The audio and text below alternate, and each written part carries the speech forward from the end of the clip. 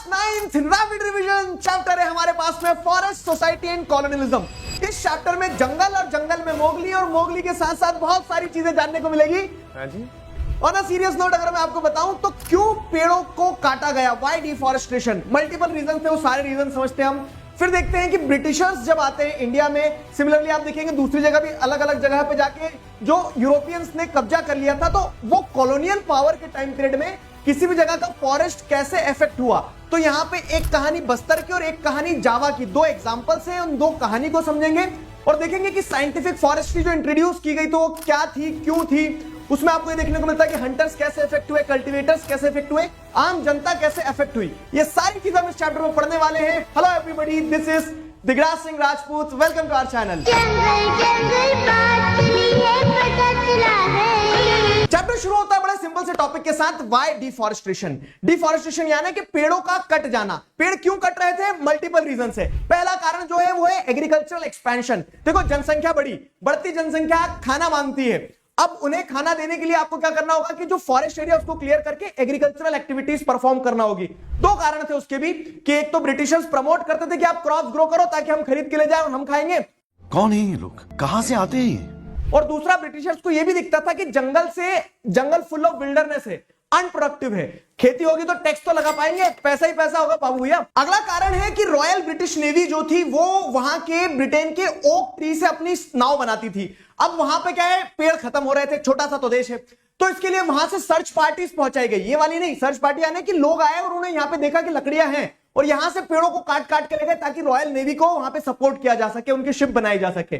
उसके साथ साथ ही आप देखेंगे तो इंडिया में रेलवे का एक्सपेंशन हो रहा था। रेलवे ट्रैक्स को होल्ड करने के लिए स्लीपर्स बनाए जाते थे जो कि लकड़ी के गुल्लों से बनाए जाते थे, पेड़ों को काट के बनाया जाता था। इसके अलावा प्लांटेशन एक्सपेंशन यानी कि टी, कॉफी, रबर, इनकी नीड्स होती थी यूरोपियन मार्केट में, तो बहुत सारा एरिया पेड़ों को काट दिया गया और वो सारे एरिया को यूरोपियंस को दे दिया गया कि यहां पे प्लांटेशन फार्मिंग करो इंडिया में।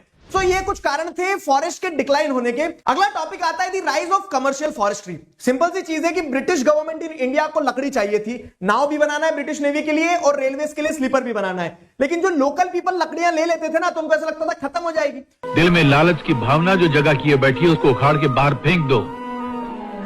ये लालच बहुत खराब चीज है। तो इसी चीज को मैनेज करने के लिए उन्होंने एक जर्मन एक्सपर्ट को बुलाया जिसका नाम था डेट्रिक ब्रैंडिस। डेट्रिक ब्रैंडिस को तिलक लगा के उन्होंने क्या बोल दिया कि आज से तुम first inspector general of forest in India बन जाओगे।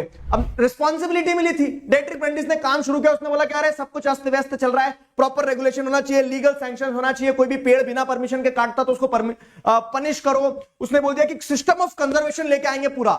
ये मेरा एरिया है और एरिया में कोई भी इंटरेस्ट नहीं करना, ओके, क्योंकि जिंदगी सिर्फ 4 दिन की जिंदगी। और जोश जोश में उसने क्या किया, इंडियन फॉरेस्ट सर्विसेज स्टैब्लिश करी 1864 में। इंडियन फॉरेस्ट एक्ट आता है 1865 में। एक imperial research forest research institute setup किया जाता है देहरादून में 1906 में। और फिर वो साइंटिफिक फॉरेस्ट्री लाता है जिसे आज के लोग बिल्कुल भी साइंटिफिक नहीं मानते थे, क्योंकि इस साइंटिफिक फॉरेस्ट्री के नाम पे बहुत गड़बड़ किया। देखो जंगल में तरह तरह के पेड़ उगते थे, डाइवर्सिटी थी, उन सब पेड़ों को काट दिया जाएगा और एक जैसे पेड़ लगाए जाएंगे रो में, जिसे प्लांटेशन कहा जाएगा। ये प्लान किया जाएगा कि कब कितने पेड़ को काटना है, कैसे काटना है, और ये सब कुछ साइंटिफिक तरीके से होगा। इसको साइंटिफिक फॉरेस्ट्री बोल दिया गया। खैर आगे बढ़ते हैं। तो ये जो इंडियन फॉरेस्ट एक्ट पास किया था उन्होंने 1865 में, उसमें 2 बार अमेंडमेंट होते हैं, 1878 में और 1927 में। और 1878 के अमेंडमेंट के हिसाब से फॉरेस्ट को 3 कैटेगरीज में क्लासिफाई कर दिया गया, रिजर्व, प्रोटेक्टेड और विलेज फॉरेस्ट। रिजर्व फॉरेस्ट में जो विलेजर्स है वो जा भी नहीं सकते थे और वहीं पे सबसे अच्छी चीज होती थी, अपने काम का सामान वो प्रोटेक्टेड और विलेज फॉरेस्ट से ले सकते थे। अब सवाल ये आता है कि इससे विलेजर्स की लाइफ कैसे इफेक्ट हुई, ये पूरे तामझाम से। देखो जो फॉरेस्ट ड्वेलर्स और विलेजर्स थे उनकी नीड कुछ और होती थी। उन्हें जंगल से जड़ी बूटी, फल फूल, पेड़ पौधे, लकड़ी सब चाहिए रहता था, लेकिन ब्रिटिशर्स को तो सिर्फ नाव और रेलवे दिख रहा था, तो उन्हें हार्डवुड चाहिए रहता था जैसे टीक और साल। तो वो बाकी सारे पेड़ों को काट देते थे और उससे क्या होता था कि आम जनता के लिए जो जरूरतें पूरी होती थी ना, उनकी बकरियों को खाना खिलाना, उनके लिए जड़ी बूटियां, उनके फल फूल, वो आना सब दिक्कत हो जाती थी। साला ये दुख का खत्म नहीं होता बे। जब फॉरेस्ट लॉ आया तो उससे उनके कह सकते हैं मूवमेंट को रिस्ट्रिक्ट कर दिया गया, इलीगल डिक्लेयर कर दिया कि तुम कोई भी अपना काम जैसे हंटिंग करना, फिशिंग करना, ये सब नहीं कर सकते हो। तो बड़ी दिक्कतें होती थी विलेजर्स को। इनफैक्ट अब क्या जरूरत है तो पूरी करना पड़ेगी, तो चोरी छुपे वो काम करना पड़ता था। पकड़े जाते थे तो गार्ड्स जो होते थे बहुत हराश करते थे स्पेसिफिकली विमेन को। सिमिलरली इन फॉरेस्ट लॉज का जो शिफ्टिंग कल्टीवेटर्स थे उनके ऊपर भी बहुत नेगेटिव इंपैक्ट हुआ। क्या और कैसे? तो देखो शिफ्टिंग कल्टीवेशन क्या होता, तो कुछ ट्राइबल कम्युनिटीज जंगल में पेड़ काटती थी, उन पेड़ों को जलाती थी, उस राख में ही खेती करती थी, 10-15 साल खेती करती थी। जब फर्टिलिटी डिक्लाइन होती थी तो दूसरे पैच ऑफ लैंड को क्लियर करते थे और वहां खेती करते थे। वो शिफ्ट होते रहते थे। इसे ही स्वीडन एग्रीकल्चर कहा जाता है। अलग अलग जगह देश में, विश्व में अलग अलग नामों से जाना जाता है। लेकिन जब ब्रिटिशर्स ने देखा कि यार इसमें नुकसान है, क्या कि उन्होंने देखा कि अपने को टिम्बर ग्रो करना है और हर साल अगर जमीन काट काट के खेती करेंगे, वहां पे पेड़ काट देंगे, तो अपने को हार्डवुड ट्रीज कैसे मिलेंगे, ठीक है। और दूसरी चीज वो ये भी देख रहे थे कि अगर मान लो एक जगह आग लगा रहे हैं, दूसरी जगह आग लग गई तो वैल्यूएबल टिम्बर भी जल जाएगा। तीसरी चीज उनको ये भी लगती थी कि सेटल्ड कल्टीवेटर्स के ऊपर टैक्स लगाया जा सकता है। ये तो 5 साल यहां है, 5 साल वहां, इन पे टैक्स कैसे लगाएंगे? तो डिसाइड ये किया गया कि शिफ्टिंग कल्टीवेशन को बैन कर दो। इससे वाहियात प्रोडक्ट ना मैं देखना चाहता हूँ, मेरे को भगवान उठा ले, इतना गंदा प्रोडक्ट है ये। इसके बाद मैं कुछ नहीं देखना चाहता लाइफ में। शिफ्टिंग कल्टीवेशन बैन कर दिया, जिससे बहुत सारे शिफ्टिंग कल्टीवेटर्स को बहुत ज्यादा सफर करना पड़ा। कुछ लोगों ने अपना काम ही बदल लिया। इन फॉरेस्ट लॉज का हंटर गैदरर्स के ऊपर भी बहुत नेगेटिव इंपैक्ट था। कुछ कम्युनिटीज जो फॉरेस्ट के आसपास रहती है, छोटे मोटे शिकार करती थी, जैसे हिरण, बटेर, और इन जानवरों को मार के अपना पेट पालती थी। लेकिन जब फॉरेस्ट लॉज के चलते हंटिंग बैन हुई तो इन लोगों को बड़ी दिक्कत हुई। इनफैक्ट छोटे जानवरों की हंटिंग बैन करके बड़े जानवरों की हंटिंग करना एक तरह से स्पोर्ट्स बना दिया।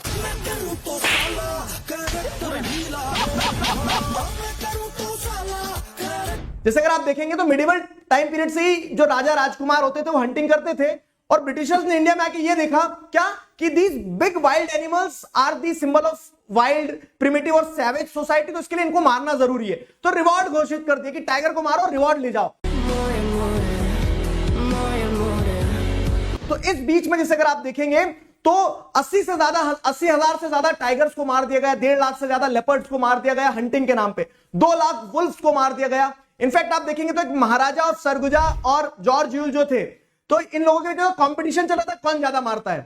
कौन है ये लोग? इन फॉरेस्ट लॉज का एक और साइड था कि बहुत सारी ऐसी कम्युनिटी थी जो फॉरेस्ट प्रोडक्ट्स को ट्रेड करती थी, जैसे बंजारास हो गए, जो कि एंशिएंट टाइम से फॉरेस्ट प्रोडक्ट जंगल से लाके मेन स्ट्रीम सोसाइटी को दिया करते थे। अब जब ब्रिटिश लॉज इंपोज किए गए तो ब्रिटिशर्स ने ऐसा कर दिया कि फॉरेस्ट प्रोडक्ट्स में ट्रेड करने की पूरी रिस्पॉन्सिबिलिटी यूरोपियन एजेंसीज को दे दी। इन लोगों की तो लाइवलीहुड छिन गई। अब यहां पे आप देखेंगे तो बहुत सारी कम्युनिटीज हंटिंग गैदरिंग बैन है, फॉरेस्ट प्रोडक्ट्स आप ट्रेड नहीं कर सकते हो। तो जैसे कोरावा, कराचा, येरुकुला, मद्रास प्रेसिडेंसी की कम्युनिटीज थी तो उन्होंने अपनी लाइवलीहुड ही खो दी। इनफैक्ट अगर आप ये जंगल में जाके सामान लाते थे तो उन्हें क्रिमिनल ट्राइब्स का दर्जा दे दिया गया कि तो चोरी कर रहे हैं। ये सारे मिलके हमको पागल बना। साथ ही साथ आप देखेंगे तो अब करने के लिए कुछ नहीं बचा, तो they forced to work in mines, plantation fields. तो जैसे गोंड्स ऑफ छत्तीसगढ़, जबरदस्ती इन लोगों को नए कामों में झोंक दिया जाता था। और नए काम पे ऐसा नहीं है कि इनको बहुत ज्यादा हाई फाई पैकेज मिल रहा है, बड़ी दिक्कत होती थी, कम पैसा दिया जाता था, घर तक नहीं वापस जाने दिया जाता था। खैर चैप्टर आगे बढ़ता है और मुझे एक चीज ध्यान आती है कि until the lion learns how to write, every story will glorify the hunter. क्या बात है सर, क्या बात है सर, क्या बात, ये बात है। तो हो यही रहा था कि ब्रिटिशर्स फॉरेस्ट लॉज और कब्जा करने की कोशिश कर रहे थे, लेकिन कब तक? लड़ाई में कौन पहले मारता है इससे कोई फर्क नहीं पड़ता, फर्क इससे पड़ता है कि पहले कौन नीचे गिरा।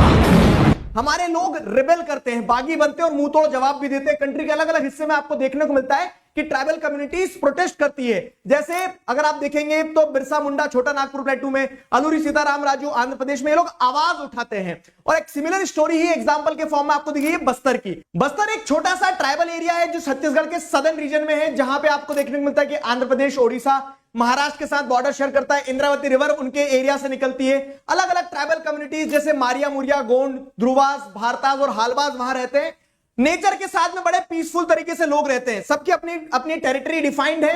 अगर मान लो किसी की दूसरे की टेरिटरी में से कोई कुछ लकड़ी ले रहा है या सामान ले रहा है तो एक स्मॉल फी पे करते हैं, जिसे देवसारी, दंड या फिर मन कहा जाता था। और उसी के साथ साथ आप देखते थे कि एनुअल फेस्ट ऑर्गेनाइज किया जाता था, हंट ऑर्गेनाइज की जाती थी, सारे विलेज हेडमैन मिलते थे, मीटिंग्स में डिस्कस करते थे और बड़े प्रेम से रहते थे। लेकिन इन खुशियों पे ग्रहण लगता है 1905 में कॉलोनियल गवर्नमेंट ये अनाउंस करती है कि टोटल फॉरेस्ट एरिया के 2/3 फॉरेस्ट एरिया को रिजर्व किया जाएगा, हंटिंग को बैन किया जाएगा, शिफ्टिंग कल्टीवेशन को रोका जाएगा। सारे विलेजर्स डर गए कि अब क्या करेंगे। कुछ ही फॉरेस्ट एरिया बस इन लोगों के लिए छोड़ा था, उसके बदले में भी इन्हें क्या करना होगा, फ्री सर्विसेज देना होगी ब्रिटिशर्स को। अब देखो फैमिली भी आ रही थी, खाने की कमी थी, टैक्स बहुत लगाया जाता था। अब एकमात्र ऑप्शन बचा था विद्रोह, और वही होता है। कोई स्पेसिफिक लीडर नहीं था, लेकिन स्टार्ट जो किया इस रेवोल्यूशन को, रेबिलियन को, वो क्या, ध्रुवाज ऑफ कंगेर फॉरेस्ट ने, Gundadhur is the prominent name जो सामने निकल के आता है। और इन लोगों ने फिर क्या किया, जो मिल सकता था, लकड़ियां, पत्थर, मिर्ची, सब इकट्ठा किया, सर्कुलेट किया, हमला कर दिया। ब्रिटिशर से एसोसिएटेड हर एक व्यक्ति को मारा, पीटा और विद्रोह मचा दिया। ये कहानी का इंटरवल था। Britishers bounce back, only step back to bounce back, वापस आना है आपको। आपको देखने को मिलता है कि वो ब्रिटिशर्स ट्रूप्स को पहुंचाते हैं, विलेजेस को घेर लेते हैं। उसके बाद में जो लोग प्रोटेस्ट कर रहे थे, रिबेल कर रहे थे, उन लोगों को पनिश किया जाता है। Though they never manage to capture Gundadhur, leader को कभी नहीं पकड़ पाए। और यहां पे आपको देखने को मिलता है कि ट्राइबल्स की एक मेजर विक्ट्री ये रही कि जो एरिया प्रपोज किया था ना रिजर्वेशन के लिए, 2/3 एरिया, उसका आधा ही एरिया रिजर्व किया। इस तरह से ये रेबेलियन को कंट्रोल किया जाता है कुछ महीनों के अंदर। अब लेकिन बस्तर में कहानी यही समाप्त नहीं होती। आजादी के बाद भी बार बार ट्राइबल्स को प्रोटेस्ट करना पड़ा। क्यों? क्योंकि उन फॉरेस्ट के ऊपर संकट हमेशा मंडराता रहा। और ये प्रोटेस्ट, ये रेबेलियंस आपको सिर्फ इंडिया तक सीमित नहीं है। एक और एग्जांपल दिया है चैप्टर में, जो है जावा का। अगला टॉपिक आता है forest transformation in Java. India के साथ में कंपेयर करते चलना। जावा एक क्या है, आइलैंड है छोटा सा इंडोनेशिया का, जहां पे आज खूब राइस की खेती होती है फर्टाइल प्लेन पे, लेकिन एक समय पे लश ग्रीन फॉरेस्ट हुआ करते थे। कहां गए फॉरेस्ट? अब उसमें एंगल ये है कि जैसे हमारे ऊपर ब्रिटिशर्स रूल कर रहे थे, नीदरलैंड से जो यूरोपियंस आए, जिन्हें डच कहा जाता है, वो जावा पे कंट्रोल करके बैठ गए और जावा के फॉरेस्ट रिसोर्सेज को पूरा तरह से ट्रांसफॉर्म कर दिया। कहानी शुरू होती Kalangs, skilled wood cutters of Java जो है, तो वो थे कलंग्स, एक कम्युनिटी। वो इतने इंपॉर्टेंट थे कि जब जावा की नेटिव किंगडम थी, माताराम किंगडम, जब वो डिवाइड हो रही थी, तो कलंग फैमिली जितनी रहती थी बराबर बांटी गई। क्यों? क्योंकि ये लकड़ी काटने में एक्सपर्ट थे। जब डच गवर्नमेंट वहां पे कंट्रोल कर रही थी, तो वो ये चाहती थी पहले कलंग्स को अपने कंट्रोल में कर ले, लेकिन उन लोगों ने प्रोटेस्ट किया और उस प्रोटेस्ट को सप्रेस भी कर दिया गया। बाद में आप देखते हैं कि 18वीं सेंचुरी में पावर पा लेने के बाद में डच गवर्नमेंट को समझ में आया कि सिर्फ लोगों को कंट्रोल नहीं करना होगा, रिसोर्सेज को भी कंट्रोल करना होगा, लैंड को भी। तो उन्होंने सिमिलरली, जैसे इंडिया में फॉरेस्ट लॉज लाए गए थे, वैसे ही फॉरेस्ट लॉज लाए गए कि आप लकड़ी सिर्फ कुछ काम के लिए ले सकते हो, जैसे घर बनाने के लिए, नाव बनाने के लिए। आप ग्रेजिंग नहीं करवा सकते हो। अगर आपके जानवर ने छोटे छोटे पौधे खा गए तो आपको पनिश किया जाएगा। ये सारी चीजें थी। और उसी के साथ साथ फॉरेस्ट सर्विसेज भी इंट्रोड्यूस की गई, जब उन्हें यह एहसास हुआ कि उन्हें शिप बिल्डिंग के लिए और रेलवे के लिए स्लीपर चाहिए रहेंगे। अब लकड़ी काटेगा कौन? तो उन्होंने दिमाग लगाया। उन्होंने लोगों के ऊपर पहले टैक्स लगाया और बोला कि हम तुम्हें टैक्स से माफ कर देंगे अगर तुम हमें सर्विसेज प्रोवाइड करोगे, हमारे लिए लकड़ी काटोगे और हमें ट्रांसपोर्टेशन में मदद करवाओगे। और इस सिस्टम को ब्लैंगडोंग दिंगस्टेन सिस्टम कहा गया। सिंपल सिस्टम है, आप डच को सर्विस दो और उसके बदले में आपको टैक्स नहीं देना पड़ेगा। बाद में थोड़ी वेजेस भी मिलना स्टार्ट हो गई थी। इस पूरी स्थिति में प्रोटेस्ट होना तो तय था और वो होता भी है। अराउंड 1890 में सुरंतिको समिन नाम के एक व्यक्ति ने चैलेंज किया गवर्नमेंट को। उन्होंने कहा कि गवर्नमेंट किस हक से ये बोलती कि जंगल उसके हैं। क्यों? क्योंकि ना तो जंगल में जो हवा है, जो पानी है, जो जमीन है, वो सरकार की है, तो फिर जंगल भी सरकार के कैसे होना चाहिए? Good question. और इसी आइडियोलॉजी को 3000 से ज्यादा फैमिली जो है वो फॉलो करती है और लोग प्रोटेस्ट भी करते हैं जब डच गवर्नमेंट उनकी लैंड को सर्वे करने जाते थे। खैर, कहानी आगे बढ़ती है और अगला टॉपिक आता है war and deforestation. First world war, second world war के टाइम पीरियड में जंगलों के ऊपर बहुत नेगेटिव इंपैक्ट हुआ। जैसे इंडिया में अगर हम देखें तो जो वर्किंग प्लान था ना साइंटिफिक फॉरेस्ट्री, वो गया तेल लेने, अंधाधुंध पेड़ काटे गए और उस कारण से बहुत नुकसान हुआ। जावा में भी आप देखोगे तो जब जापानीज आर्मी घुस रही थी, डच गवर्नमेंट को डर लगा। उन्होंने सोचा कि जंगल की लकड़ियां मेरी नहीं हो सकती तो किसी की नहीं होगी, और उन्होंने उन लकड़ियों में आग लगा दी। स्कॉच्ड अर्थ पॉलिसी कहा जाता है। सिमिलरली बहुत सारे पेड़ काटे गए। अब बंदरबाट चल रहा था तो लोगों ने भी जंगल काटे और उस जंगल को काट के खेती की जमीन में कन्वर्ट कर लिया। अगर अब हम इसी के साथ देखें तो जो नया डेवलपमेंट हो रहा है फॉरेस्ट्री में, ये हो रहा है कि आज के समय में अब गवर्नमेंट जो है तो वो इसलिए जंगलों को नहीं बचा रही है क्योंकि उसे टिम्बर प्रोड्यूस करना है। अब कंजर्वेशन जो है कोर फोकस बन गया क्योंकि जंगल बचे ही नहीं है और इसमें लोकल कम्युनिटी का इन्वॉल्वमेंट अच्छे रिजल्ट्स दे सकता है। This was the whole chapter. I hope you guys enjoyed it. Full chapter explanation आपको इसी चैनल पे मिल जाएगा। अभी के लिए साइन ऑफ करता हूं। Thank you very much.